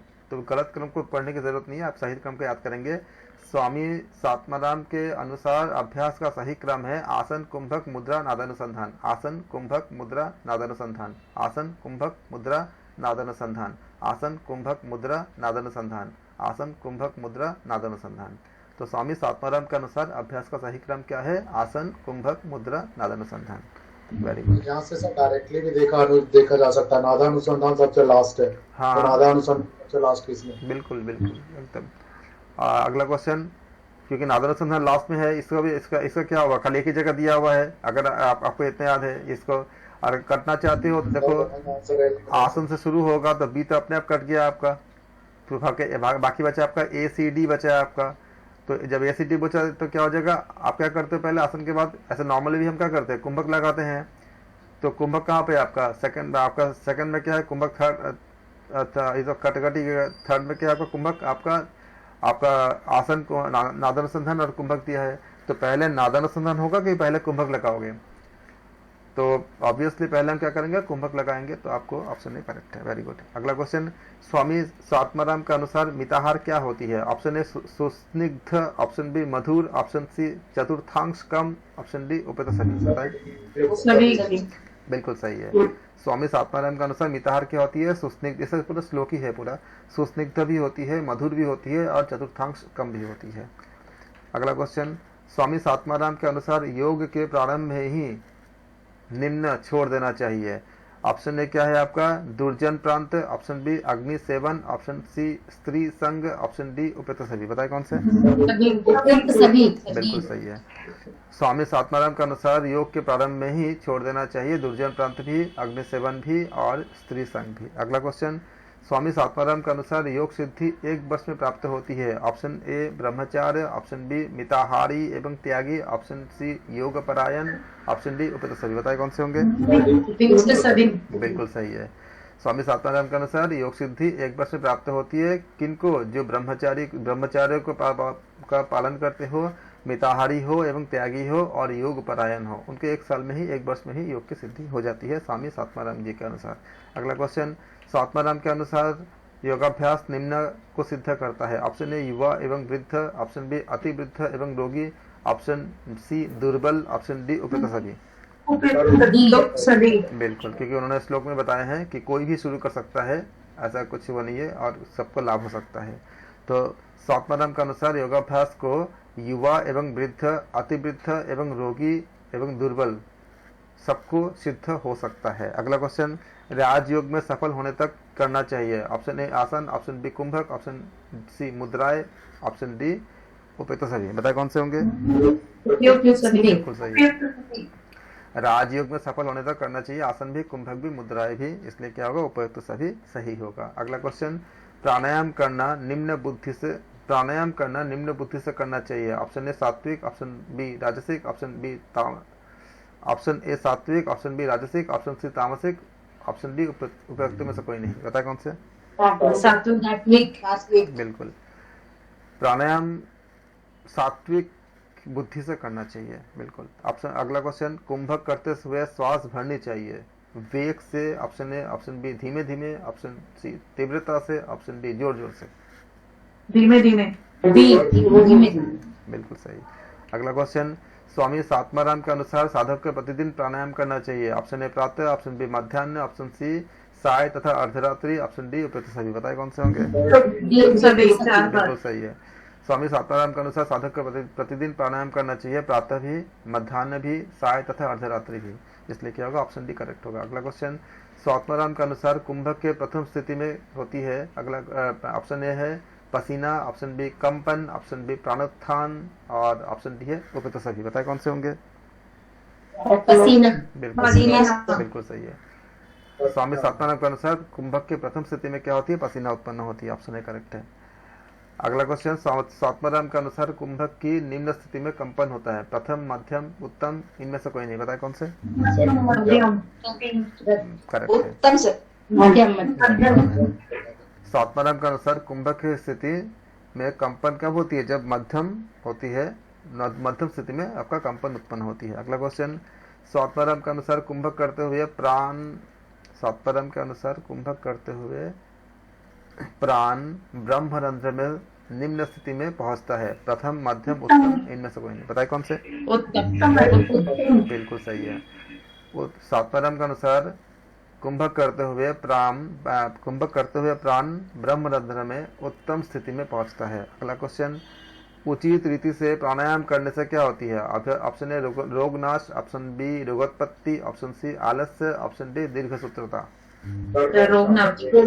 बिल्कुल सही है। उचित रीति से प्राणायाम करने से क्या होती है? रोग का नाश होती है। अगला क्वेश्चन, सात्माराम के अनुसार योगाभ्यास के प्रारंभ में भोजन क्या होना चाहिए? दुग्ध युक्त, घेत युक्त, दोनों। कौन से होंगे? उपयुक्त दोनों। बिल्कुल। सात्माराम के अनुसार योगाभ्यास के प्रारंभ में भोजन क्या होना चाहिए? दुग्ध युक्त भी होना चाहिए और घेत युक्त भी होना चाहिए। अगला क्वेश्चन, स्वात्माराम के अनुसार प्राणायाम में अपेक्षित है, ऑप्शन ए शीघ्रता, ऑप्शन बी अति शीघ्रता, ऑप्शन सी नैरंतर्य, ऑप्शन डी दीर्घसूत्रता। कंटिन्यूटी, बिल्कुल सही है। स्वात्माराम के अनुसार प्राणायाम में अपेक्षित है नैरंतर्य। ये बात हमें योग दर्शन में भी मिलती है। हालांकि उसमें बताया कि जो लगातार जो व्यक्ति आपका अष्टांग योग, आपका योग जो बताएगा उसमें बताया गया कि निरंतर जो करते हैं उनको मिलती है। जी। अगला क्वेश्चन, स्वात्माराम के अनुसार उचित रीति से क्या करना चाहिए? पूरक, रेचक, कुंभक या ये सारे? बिल्कुल। स्वात्माराम के अनुसार उचित रीति से करना चाहिए पूरक, रेचक, कुंभक, ये सारे करना चाहिए। अगला क्वेश्चन, स्वात्माराम के अनुसार गजकरणी विधि से निम्न शुद्धि कर्म में समाहित होती है। स्वात्माराम के अनुसार गजकरणी विधि निम्न शुद्धि कर्म में समाहित होती है, ऑप्शन ए धौती, ऑप्शन बी बस्ती, ऑप्शन सी नेति, ऑप्शन डी नौली। बताए कौन से होंगे? धौती। हाँ सर, धौती। स्वात्माराम के अनुसार गजकरणी विधि धौती शुद्धि कर्म में समाहित है, याद रखिएगा। अगला क्वेश्चन, स्वात्माराम के अनुसार षटकर्म क्या है? प्रदर्शन योग्य, गोपनीय, अवांछित या उपेक्षित? गोपनीय। Very good. स्वात्माराम के अनुसार षटकर्म क्या है? गोपनीय होते हैं। अगला क्वेश्चन, स्वात्माराम के अनुसार वस्त्र धोती हेतु वस्त्र क्या होना चाहिए? 15 हाथ लंबा, 4 अंगुल, उपयुक्त दोनों। बिल्कुल सही है। 15 हाथ लंबा और 4 अंगुल उसका चौड़ाई होनी चाहिए, तो आपका क्या हो जाएगा? ऑप्शन सी सही होगा। अगला क्वेश्चन, गजकरणी एवं कुंजल क्रिया है, ऑप्शन ए है पर्याय एक ही, ऑप्शन बी है विपरीत, ऑप्शन सी है भिन्न भिन्न, ऑप्शन डी इनमें से कोई नहीं। बताए कौन से होंगे? एक ही है सर। एक ही है, भिन्न भिन्न है, सर एक ही है। एक ही है। गजकरणी और कुंजल क्रिया ये दोनों क्या होती है? आपका एक ही होती है। अगला क्वेश्चन, स्वात्माराम के अनुसार बस्ती हेतु उचित है, ऑप्शन ए उत्कटासन, ऑप्शन बी पश्चिमोत्तानासन, ऑप्शन सी तारासन, ऑप्शन डी सुखासन। सर उत्कटासन। सातवां रंग के अनुसार वस्ती हेतु उचित क्या होता है? उत्कटासन। तो correct हो जाएगा। तो आपका क्या करोगे? बोलोगे सातवां रंग के अनुसार वस्ती हेतु उचित क्या होता है? उत्कटासन होती है। Very good. अगला क्वेश्चन, सातवां रंग के अनुसार नेति सूत्र की लंबाई होनी चाहिए 6 इंच, 8 इंच, 9 इंच या 10 इंच? बिल्कुल सही है, बोला गया। बिल्कुल। सातवां रंग के अनुसार जी, सातवां रंग के अनुसार सूत्र नेति की लंबाई कितनी होनी चाहिए? 9 इंच होनी चाहिए। सातवां रंग जी के अनुसार सूत्र नेति की लंबाई कितनी होनी चाहिए? 9 इंच होनी चाहिए। अगला क्वेश्चन, कुंभक का संबंध निम्न अवस्था से है, उन्मनी, सिद्धि, बुद्धि या विकार? Very good, yes. कुंभक का संबंध उन्मनी अवस्था से है, कुंभक का संबंध उन्मनी अवस्था से है, कुंभक का संबंध उन्मनी अवस्था से है। अगला क्वेश्चन, पूरक के अंत में निम्न बंध करना चाहिए, क्या? जालंधर बंध, उड्डयन बंध, मूल बंध या उपतसारे? बहुत अच्छे, वेरी वेरी गुड। पूरक के अंत में हम क्या करते हैं? हम लोग जालंधर बंध लगाते हैं। पूरक के अंत में क्या करना चाहिए? जालंधर बंध करना चाहिए। अगला क्वेश्चन, सातवां रंग के अनुसार कुंभक कितने प्रकार के होते हैं? 3, 6, 8 या 10? 8। बिल्कुल सही है, 8 प्रकार के कुंभक बताए। बिल्कुल। सातवां रंग के अनुसार कुंभक मतलब प्राणायाम को ही कुंभक कहते हैं, वहां पे बताया गया है। तो सातवां रंग के अनुसार कुंभक कितने प्रकार के हैं? 8 प्रकार के हैं। अगला क्वेश्चन, सातवां रंग के अनुसार सूर्य विधि प्राणायाम में पूरक हेतु निम्न उपयुक्त है, क्या है? दाहिने, ऑप्शन ए दाहिने नासिका, ऑप्शन बी बायां नासिका, ऑप्शन सी कोई भी, ऑप्शन डी इनमें से कोई नहीं। बताए कौन से होंगे? दाहिनी नासिका। बहुत बहुत अच्छे, वेरी वेरी गुड। सातवां रंग के अनुसार सूर्य विधि प्राणायाम में पूरक हेतु क्या होती है? दाहिना नासिका होती है। अगला क्वेश्चन, सातवां रंग के अनुसार भस्त्रिका प्राणायाम में निम्न ग्रंथि का भेदन होता है, किसमें? ब्रह्म ग्रंथि, विष्णु ग्रंथि, रुद्र ग्रंथि, ये सारे? सभी का होता है, बिल्कुल। ब्रह्म ग्रंथि का भी होता है, विष्णु ग्रंथि का भी होता है, रुद्र ग्रंथि का भी होता है। तो सातवां रंग के अनुसार भस्त्रिका प्राणायाम से ब्रह्म ग्रंथि, विष्णु ग्रंथि, रुद्र ग्रंथि सबका भेदन होता है। ये क्या हो जाएगा? उपयुक्त तो सारे करेक्ट हो जाएगा। अगला क्वेश्चन, भौरे की गुंजन के समान ध्वनि किस प्राणायाम में होती है? भस्त्रिका, भ्रामरी? भ्रामरी करेक्ट है, सही बता रहे हो, एकदम पक्का, ठीक है। चलो बिल्कुल सर, भ्रामरी। भौरे की गुंजन के समान ध्वनि क्या होती है? भ्रामरी प्राणायाम में होती है। अगला क्वेश्चन, सातवां रंग के अनुसार मूर्छा कुंभक का संबंध किस बंध से होता है? जालंधर बंध से, उड्डयन बंध से, उपयुक्त दोनों, इनमें से कोई नहीं। बताए कौन से? सर उपयुक्त दोनों। कुंभक का संबंध जालंधर बंध से होता है। अच्छा, क्लियर, ठीक। सातवां रंग के अनुसार मूर्छा कुंभक में क्या बोला गया? मूर्छा कुंभक में आपका जालंधर बंध से संबंध होता है। याद रखिएगा, सातवां रंग जी के अनुसार मूर्छा कुंभक का संबंध जालंधर बंध से है। सातवां रंग जी के अनुसार मूर्छा कुंभक का संबंध जालंधर बंध से है। सातवां राम जी के अनुसार मूर्छा कुंभक का संबंध जालंधर बंध से है। अगला क्वेश्चन, निम्नलिखित प्राणायाम के द्वारा साधक कमल पत्र के समान तैरता है, मूर्छा, प्लावनी, भस्त्रिका, इनमें से कोई नहीं। बताए कौन से होंगे? बहुत अच्छे, वेरी वेरी गुड, प्लावनी। अगला क्वेश्चन, सातवां रंग के अनुसार कुंभक क्या होती है? ऑप्शन ए केवल, ऑप्शन बी सहित, ऑप्शन सी कोई तो दोनों, ऑप्शन डी इनमें से कोई नहीं। बताए कौन से होंगे? Very very good. सातवां रंग के अनुसार कुंभक क्या होती है? आपका केवल भी होती है, सहित भी होती है। तो क्या हो जाएगा? दोनों हो जाएगा। Very very good. अगला क्वेश्चन, सातवां रंग के अनुसार सहित कुंभक में किया जाता है, ऑप्शन ए रेचक, ऑप्शन बी पूरक, ऑप्शन सी ये दोनों, ऑप्शन डी इनमें से कोई नहीं। इनमें से कोई नहीं होता सर। कुंभक में पूरक रेचक कहाँ होता है? नहीं होता है, सी नहीं होगा। सर क्लियर है, ठीक है। सिर्फ कुंभक होता है और सहित में दोनों होता है। सातवां रंग के अनुसार सहित कुंभक में किया जाता है, रेचक पूरक नहीं करते हैं। जी सर, तो ऑप्शन सी सही होगा ना जी। तो सातवां रंग के अनुसार सहित कुंभक में क्या बता रहे हैं? सातवां रंग के अनुसार सहित कुंभक में हम करते हैं, रेचक भी करते हैं, पूरक भी करते हैं। क्या हो जाएगा? ऑप्शन सी आपका करेक्ट हो जाएगा। अगला क्वेश्चन, सातवां रंग के अनुसार केवल कुंभक निम्न से रहित होता है, रेचक से, पूरक से, उपयुक्त दोनों या इनमें से कोई नहीं। सर कोई नहीं, मैं सिर्फ कुंभक बोला है ना, उपयुक्त दोनों से होता है। रहित बोला है। कुंभक में तो सर सिर्फ होता है। कुछ भी नहीं होता ना शायद केवल तो कुंभक में। रहित बोला है ना उन्होंने, ऊपर सरित बोला था। अच्छा रहित है, हाँ हाँ। रहित मतलब तो वही हुआ ना, रहित शब्द। तो स्वात्माराम के अनुसार केवल कुंभक किससे रहित होता है? रेचक से भी और पूरक से भी। इसलिए आप हर एक शब्दों को पढ़ो। यूजीसी नेट यही चाहता है कि आपका अवेयरनेस कितनी है। इस एग्जाम के हर एग्जाम का अपना एक रिक्वायरमेंट होती है, अपने का उसका डिमांड होती है। इस एग्जाम का सबसे ज्यादा डिमांड ये है कि आप कितने आपका मतलब आप कितने ज्यादा एज्यूम करके चल रहे हो या कितने हर एक वर्ड को इंटरप्रेट करने हैं वहां पे। नहीं तो उसी में आपका क्या होती है, गलत गलत हो जाती है। जानते सब कुछ हो, मैक्सिमम सब जानते ही हैं सारे, लेकिन उस समय आपको हर वर्ड पे बहुत फोकस होना होगा। तो स्वात्माराम के अनुसार केवल कुंभक क्या होती है? आपका रेचक और पूरक से रहित होता है। इसलिए क्या हो जाएगा? उपयुक्त तो दोनों ऑप्शन सी करेक्ट होगा।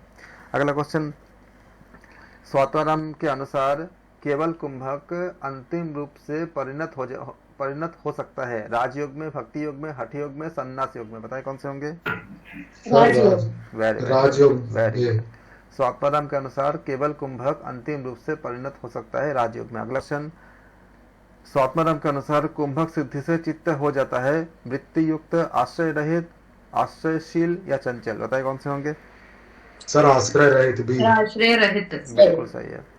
स्वात्माराम के अनुसार कुंभक सिद्धि से चित्त क्या होती है? आश्रय रहित हो जाती है। स्वात्माराम जी के अनुसार कुंभक सिद्धि होने से चित्त क्या होती है? चित्त होती है आश्रय रहित होती है। अगला क्वेश्चन, स्वात्माराम के अनुसार योग तंत्र का आधार क्या होती है? कुंडली, या कर्म कांड, प्रातः स्नान या उपयुक्त सभी? सर ए कुंडली। सभी। Very good. उपयुक्त सभी। सर कुंडली सर, प्रातः स्नान और कर्म कांड पर उन्होंने कहीं वर्णन ही नहीं किया। कर्मकांड से कहाँ वर्णन है बताइए? इसमें हर जगह उपयुक्त सभी नहीं होता है। सर वही तो, कर्म कांड कोई वर्ड ही नहीं है कहीं पे भी नहीं इसमें तो। स्वात्माराम के अनुसार योग तंत्र का आधार क्या? कुंडली है। योग आधार बता रहे, योग का जो पूरा मेन कंसेप्ट ही पूरा आपका कुंडली पे, कुंडली से आधारित है। वहां कर्मकांड के कहाँ बताया गया? तो स्वात्माराम के अनुसार योग तंत्र का आधार क्या है? आपका कुंडली है। अगला क्वेश्चन, स्वात्माराम द्वारा कुंडली की तुलना की गई है नाग से, शेषनाग से, कच्छप से या गरुड़ से? सर शेषनाग से। शेषनाग से। शेषनाग से। स्वात्माराम द्वारा कुंडली की तुलना की गई है किससे? शेषनाग से। याद रखिएगा, नाग से नहीं किया गया है, इसको क्या किससे किया गया? शेषनाग से किया गया है। तो स्वात्माराम द्वारा कुंडली या कुंडलिनी जो भी रहे, कुंडली की तुलना जो है उसका आप बोलोगे शेषनाग से किया गया है। अगला क्वेश्चन, स्वात्माराम के अनुसार योग तंत्र का मुख्य लक्ष्य क्या होती है? ऑप्शन ए प्रसुप्त शक्ति को जगाना, ऑप्शन बी मात्र स्वास्थ्य प्राप्ति, ऑप्शन सी स्फूर्ति, ऑप्शन डी चमत्कार दिखाना। सर ए प्रस्तुत बिल्कुल सही है। अगला क्वेश्चन, स्वात्माराम के अनुसार मुद्राओं की कुल संख्या कितनी है? 4, 6, 8 या 10? 10। बिल्कुल सही है। सर 10। अगला क्वेश्चन, स्वात्माराम के अनुसार 10 मुद्राओं का निर्देश निम्न के द्वारा दिया गया है। आदिनाथ, नेमिनाथ, मत्स्येंद्रनाथ, चौरंगीनाथ। सर आदिनाथ। बिल्कुल सही है। स्वात्माराम जी के अनुसार 10 मुद्राओं का निर्देश आदिनाथ के द्वारा दी गई है। अगला क्वेश्चन, स्वात्माराम के अनुसार महामुद्रा का फल क्या होती है? ऑप्शन ए है कुंडलिनी जागरण, ऑप्शन बी है सभी दोष का दूर होना, ऑप्शन सी है मृत्यु भय दूर होना, ऑप्शन डी उपयुक्त सभी। बताइए कौन से होंगे?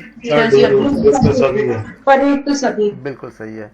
स्वात्माराम जी के अनुसार महामुद्रा का फल होता है कुंडलिनी जागरण, सभी दोष का दूर होना, मृत्यु का भय का दूर होना। अगला क्वेश्चन, स्वात्माराम के अनुसार महाबंध के बंधन नाश होकर मन पहुंच जाता है केदार में, विष्णुपुरी में, वैकुंठ में या अयोध्या में? सर केदार में। बिल्कुल सही है जी। क्योंकि स्वात्माराम जी के अनुसार इन्होंने कहा था कि महाबंध के बंधन नाश होने को कर मन कहा जाता सर आपने एक बार केदार का जिक्र भी किया था, इसीलिए मुझे केदार याद है। हाँ। अगला क्वेश्चन, केदार का पर्याय क्या है? शिव स्थान, अंतराकाश, महाकाश या इनमें से ये सारे? बिल्कुल। केदार का पर्याय होती है शिव स्थान, अंतराकाश भी होती है, महाकाश भी होती है। क्या अगर डी हो जाएगा? अगला क्वेश्चन, स्वात्माराम के अनुसार महावेद के बिना फलहीन क्या होती है? महामुद्रा, महाबंध, उपयुक्त दोनों या उपयुक्त दोनों? बिल्कुल सही है। महामुद्रा और महाबंध जो होती है वो महावेद के बिना फलहीन कहा गया है स्वात्माराम जी के द्वारा। अगला क्वेश्चन, स्वात्माराम के अनुसार न रोग, स्वात्माराम जी के अनुसार हाँ, स्वात्माराम जी के अनुसार ना रोगो मरणं तंद्रा ना निद्रा ना क्षुधा तृष्णा निम्न मुद्रा के संबंध में कहा गया। किसके संबंध में? खिचड़ी महामुद्रा, महावेद या महावेद? सर खेचरी मुद्रा ए। खिचड़ी मुद्रा के बारे में बताया गया है ना, बिल्कुल सही बता रहे हो जी उसमें। जी खेचरी मुद्रा। जी, तो स्वात्माराम जी ने खेचरी मुद्रा के बारे में बताया गया है कि ना रोगो मरणं तंद्रा ना निद्रा ना क्षुधा तृषः। अगला क्वेश्चन, स्वात्माराम के अनुसार संभावी मुद्रा की तुलना की गई है किससे? गणिका से, कुलवधु से? सर कुलवधु भी। कुलवधु के समान। कुलवधु। जी, स्वात्माराम जी के अनुसार संभावी मुद्रा की तुलना गणिका, कुलवधु, महायोगिनी या योगिनी इनमें से उन्होंने बताया था कि सर कुलवधु। जी कुलवधु किससे की गई थी? स्वात्माराम जी ने शांभवी मुद्रा की तुलना कुलवधु से किए थे। अगला क्वेश्चन, स्वात्माराम के अनुसार लय क्या होती है? ऑप्शन ए विषय विस्मृति, ऑप्शन बी वासनाओं का अभाव, ऑप्शन सी उपयुक्त दोनों, ऑप्शन डी इनमें से कोई नहीं। बताए कौन से होंगे? सर उपयुक्त दोनों। बिल्कुल सही है। जब आपका लय होता है तो विषय की विस्मृति भी होती है और वासना का अभाव अपने आप हो जाती है, इसलिए क्या हो जाएगा आपका ऑप्शन सी करेक्ट होगा। अगला क्वेश्चन, हठयोग प्रतिपिका में विवेचित है कि अंतर लक्ष्य से योगियों का तात्पर्य होता है। ऑप्शन ए है केंद्रोत्थित संस्पर्श, ऑप्शन बी है किसी आकार से, ऑप्शन सी है उपयुक्त दोनों, ऑप्शन डी है इनमें से कोई नहीं। बताएं। बिल्कुल उपयुक्त। हठयोग प्रतिपिका में विवेचना है कि अंतर लक्ष्य से योगियों का तात्पर्य होती है केंद्रोत्थित संस्पर्श और किसी आकार से, तो दोनों ही होती है, तो इसका ऑप्शन सी करेक्ट होगा। अगला क्वेश्चन, स्वात्माराम के अनुसार खेचरी मुद्रा में वायु का संचरण किस नाड़ी में होता है? ईरा, पिंगला, सुषुम्ना, ये इनमें से सभी? ये सारे बिल्कुल सुषुम्ना होगा सर इसमें तो। ठीक है जी। सुषुम्ना होगा। जी, स्वात्माराम जी के अनुसार खेचरी मुद्रा में वायु का संचरण सुषुम्ना नाड़ी में होता है। अगला क्वेश्चन, स्वात्माराम जी के अनुसार खेचरी मुद्रा से फलीभूत क्या होती है? उन्मनी, निद्रा, बेचैनी या उपतसारी? बताएं। उन्मनी सर ए। बिल्कुल सही है। स्वात्माराम जी के अनुसार खेचरी मुद्रा से उन्मनी फलीभूत होती है। स्वात्माराम जी के अनुसार खेचरी मुद्रा से उन्मनी फलीभूत होती है। स्वात्माराम जी के अनुसार उन्मनी मुद्रा से खेचरी फलीभूत होती है। अगला क्वेश्चन, स्वात्माराम जी के अनुसार खेचरी मुद्रा से फलीभूत होती है योग निद्रा, निद्रा, बेचैनी, उपतसवी? सर योग निद्रा। योग निद्रा बिल्कुल सही है कि स्वात्माराम जी के अनुसार खेचरी मुद्रा से क्या होती है? योग निद्रा फलीभूत होती है। अगला क्वेश्चन, स्वात्माराम के अनुसार सोम श्राव को शरीर में भरने से योगी क्या होता है? दिव्य, महाबलशाली, पराक्रमी, ये सारे उपयुक्त सभी? बिल्कुल। स्वात्माराम जी के अनुसार सोम श्राव को शरीर में भरने से योगी दिव्य होता है, महाबलशाली होता है, पराक्रमी होता है, इसलिए क्या होगा?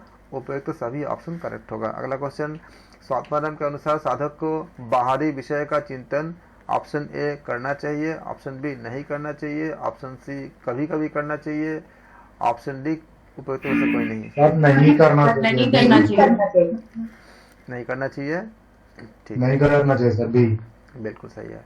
स्वात्माराम जी के अनुसार साधक को बाहरी विषय का चिंतन नहीं करना चाहिए। अगला क्वेश्चन, स्वात्माराम के अनुसार उन्मनी अवस्था में भाव होता है द्वैत, अद्वैत, द्वैताद्वैत, विशिष्टाद्वैत? ये क्वेश्चन पूछा गया था, बताइए कौन से होंगे? सर अद्वैत। बिल्कुल सही है। स्वात्माराम के अनुसार उन्मनी अवस्था में भाव क्या होती है? अद्वैत होती है। अगला क्वेश्चन, स्वात्माराम जी का मानना है कि आदिनाथ ने लय के प्रकार कितने बताए हैं? 4 सर 700 करोड़ डी। 4 72 100 करोड़ क्या जाएगा? 100 करोड़ डी। बिल्कुल सही है। स्वात्माराम का मानना था कि आदिनाथ ने लय के 125 करोड़ प्रकार बताए हैं। स्वात्माराम जी ने कहा है कि आदिनाथ ने लय के 125 करोड़ प्रकार बताए हैं। लय के 125 करोड़ प्रकार बताए गए हैं स्वात्माराम जी के अनुसार।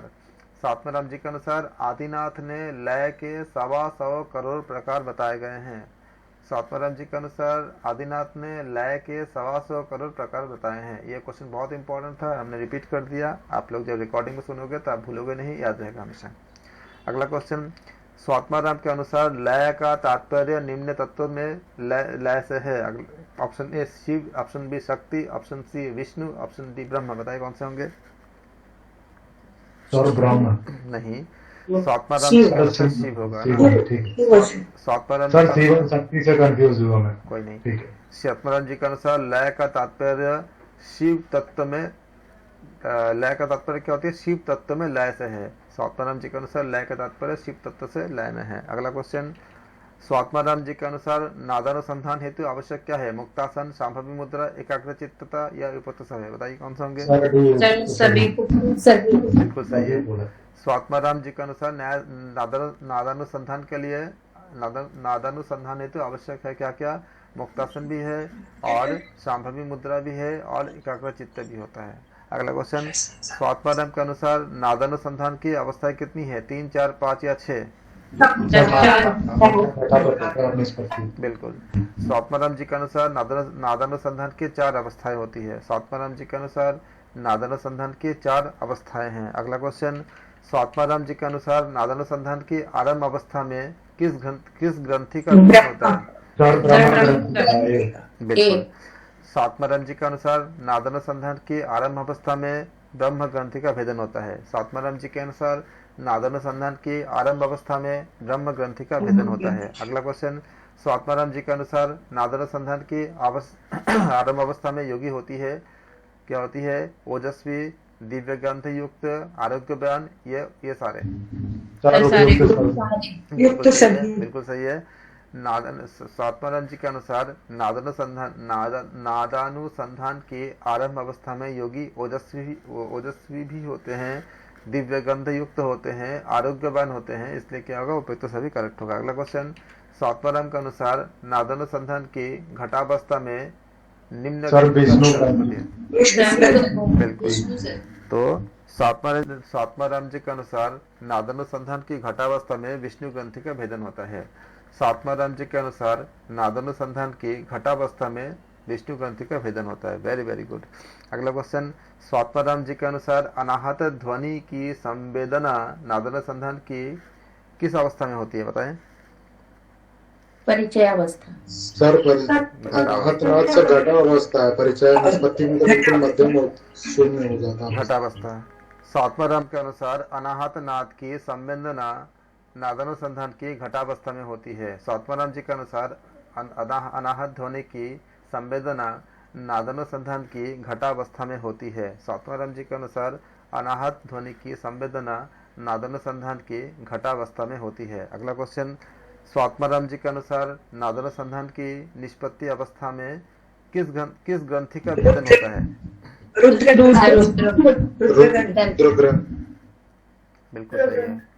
स्वात्माराम जी के अनुसार नादानुसंधान की निष्पत्ति अवस्था में रुद्र ग्रंथि का भेदन होता है। स्वात्माराम जी के अनुसार नादानुसंधान की निष्पत्ति अवस्था में रुद्र ग्रंथि का भेदन होता है। अगला क्वेश्चन, स्वात्माराम जी के अनुसार नादानुसंधान की कौन सी अवस्था के बाद किसी भी पुरुषार्थ की आवश्यकता नहीं होती है? आरंभ अवस्था, घटावस्था, परिचय अवस्था, निष्पत्ति अवस्था। बताएं।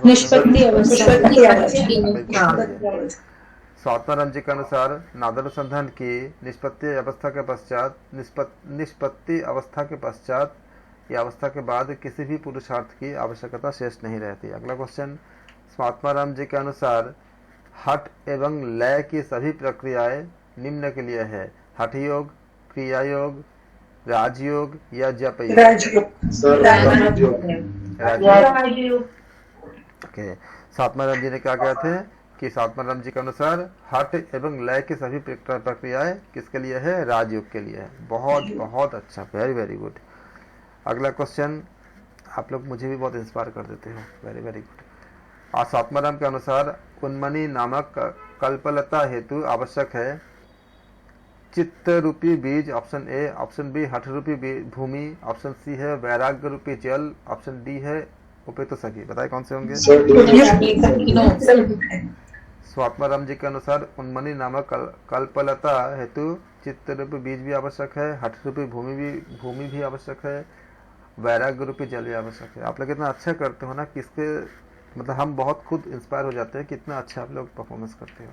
अगला क्वेश्चन, स्वात्माराम के अनुसार उन्मनी अवस्था के उपरांत साधक संसार में रहता है। ऑप्शन ए सक्रिय, ऑप्शन बी अधिक संलग्न, ऑप्शन सी है मृतप्राय, ऑप्शन डी है इनमें से कोई नहीं। बताया कौन से होंगे? सर मृतप्राय सी।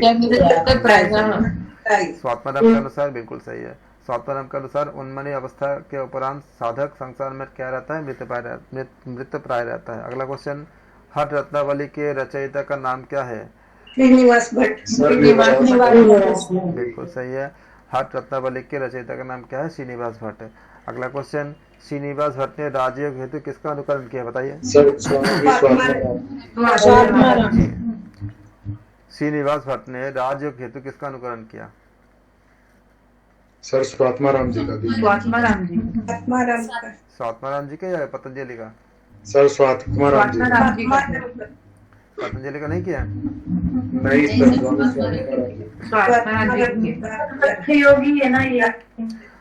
अगला क्वेश्चन, विविध तर्कों के आधार पर हठ रत्नावली का रचना काल क्या मानते हैं? बताइए कौन से होंगे? 1625 1695। 16 से सर।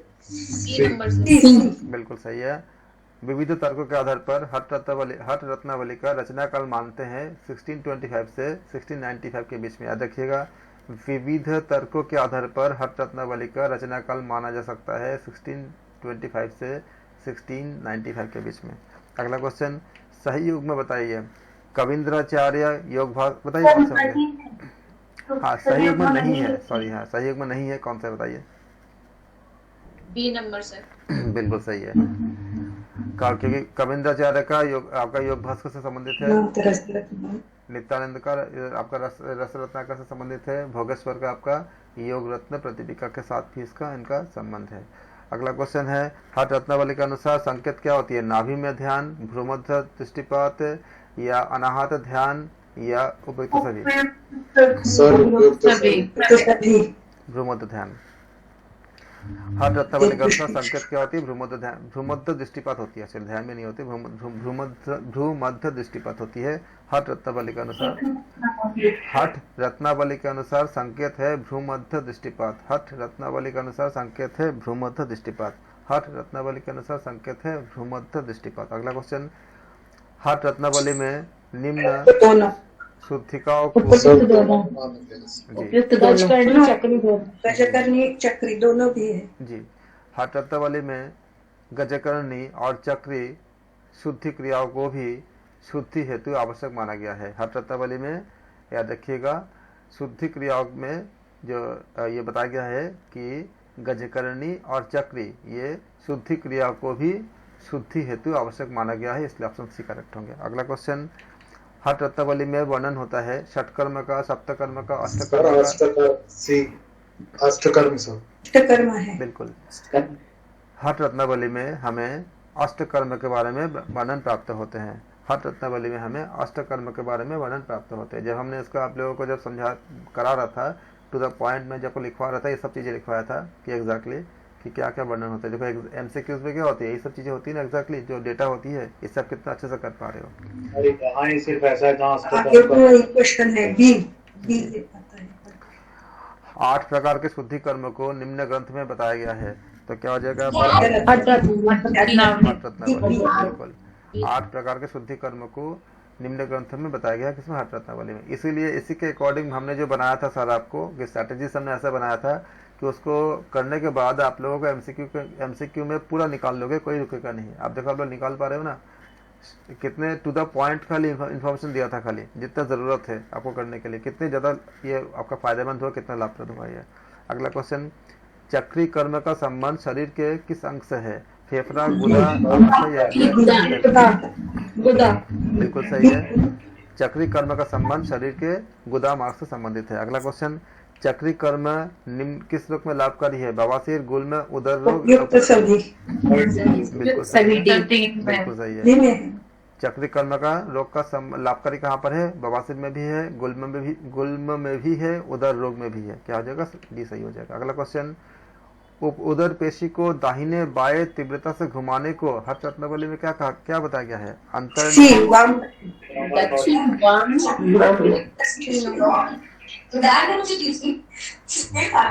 अंतर्नली उदर पेशी को दाएं बाएं तीव्रता से घुमाने दाहिने बाएं यानी वाम दक्षिण सर भ्रमण भ्रमण नौली है सर। बी सर भ्रमण नौली। उदर पेशी सर को अंतर्नली भ्रमण से तो चारों तरफ होता है, इसमें दाहिने बाएं यानी वाम दक्षिण वाम दक्षिण सर अंतर्नली उदर पेशी को दाहिने बाएं तीव्रता से घुमाने में को हठ रत्नावली में अंतर्नौली कहा गया है। उदर पेशी को दाहिने बाएं तीव्रता से घुमाने को हठ रत्नावली में कहा गया है अंतर्नौली। अगला क्वेश्चन, धौती के निम्न अभ्यास को हठ रत्नावली ने अलग से शुद्धि क्रिया माना है। किसमें?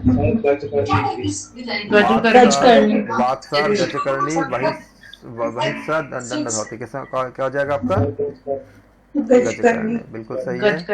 धौती में आपका गजकरणी को हठ रत्नावली में अलग से क्या माना गया? शुद्धि क्रिया माना गया है। याद रखिएगा, धौती में हठ रत्नावली में ये बताया गया कि गजकरणी जो है वो शुद्धि क्रिया है। अगला क्वेश्चन, गजकरणी का संबंध किस प्राण वायु से है? उदान, प्राण, अपान या व्यान? अपान। निकालना है अपान। गजकर्ण का संबंध अपान वायु से होता है। याद रखिएगा, गजकर्ण का संबंध अपान वायु से है। गजकर्ण का संबंध किससे है? अपान वायु से है। अगला क्वेश्चन, हठ रत्नावली के अनुसार कौन से अभ्यास सभी शारीरिक मलों का नाश करता है? धौती, बस्ती, नौली तथा प्राणायाम। कौन सा बताओगे आप?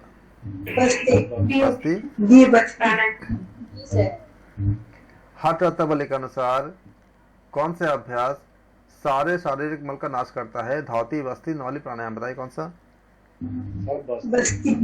प्राणायाम। सारे कैसे करेगा बस्ती? कुछ इन्होंने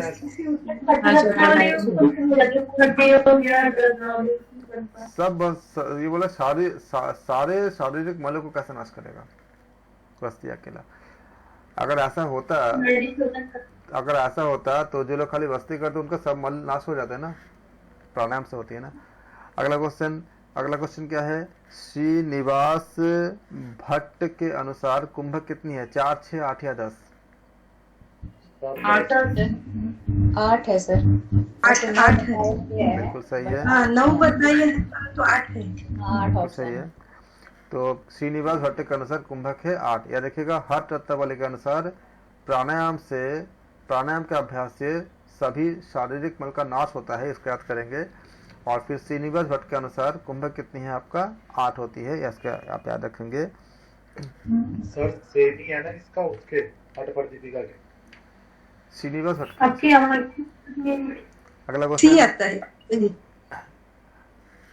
अगला क्वेश्चन, हठ रत्नावली के अनुसार वह कुंभक जिसमें रेचक पूरक न किया जाए क्या कहते हैं? सहित, सगर, केवली या शीतली?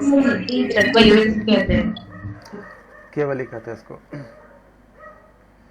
और हठ रत्नावली के अनुसार वह कुंभक जिसमें रेचक पूरक न किया जाए उसे क्या बोलते हैं? उसको केवली कुंभक कहते हैं। अगला क्वेश्चन, श्रीनिवास के अनुसार मुद्राओं की संख्या कितनी है? 6, 8, 10 या 12? 10 है। श्योर हो? श्रीनिवास के अनुसार मुद्रा की संख्या 10 होती है। अगला क्वेश्चन, हठ रत्नावली के अनुसार किसके अभाव में महा एवं महावद मुद्रा निरर्थक है? बताइए कौन सा? महावेद। महावेद होंगे। श्योर हो? बिल्कुल सही है। के बिना बिल्कुल। हठ रत्नावली के अनुसार महावेद के अभाव में महा एवं महावद मुद्राएं निरर्थक होती है। अगला क्वेश्चन, हठ रत्नावली के अनुसार प्राण एवं अपान एवं नाद बिंदु किस बंध में एकत्रित होते हैं? जालंधर, मूल बंध, उद्यान बंध, उपेंद्र में से कोई नहीं। बताए कौन से होंगे? मूलबंध से। मूलबंध। तो हठ रत्नावली के अनुसार प्राण, अपान एवं नाद बिंदु बंध एकत्रित होते हैं मूलबंध से। अगला क्वेश्चन, पीयूष धारा को अग्नि में जलने से कौन से बंध बचाता है? जालंधर बंध, जालंधर बंध बिल्कुल सही है। सभी ए होगा जालंधर। पीयूष धारा को अग्नि में जलने से जालंधर बंध बचाता है। अगला क्वेश्चन, वह मुद्रा जो पीयूष धारा को अग्नि में जलने से रोकती है क्या कहते हैं? काकी मुद्रा, महाभेद, विपरीत करनी है या काकी? क्या हो जाएगा आपका? विपरीत करनी। वह मुद्रा जो पीयूष धारा को अग्नि में जलने से रोकती है उसे कहते हैं विपरीत करनी मुद्रा। सोमरस को इन्होंने पीयूष धारा बोला जी, ये अलग नहीं जी। Thank you so much. हमने यहाँ तक किया आज और आप लोगों ने बहुत अच्छा किया, बहुत ही बेहतरीन अपने परफॉर्मेंस किया। ऐसे ही करते रहेंगे। और अगले, ये हमारा सेकंड पार्ट था। हम वीडियो के थर्ड पार्ट में हम और भी हठियों के ग्रंथों को आपके सामने लाएंगे, उसका आप प्रैक्टिस करेंगे, एग्जाम में बहुत हेल्पफुल होगा। Thank you so much.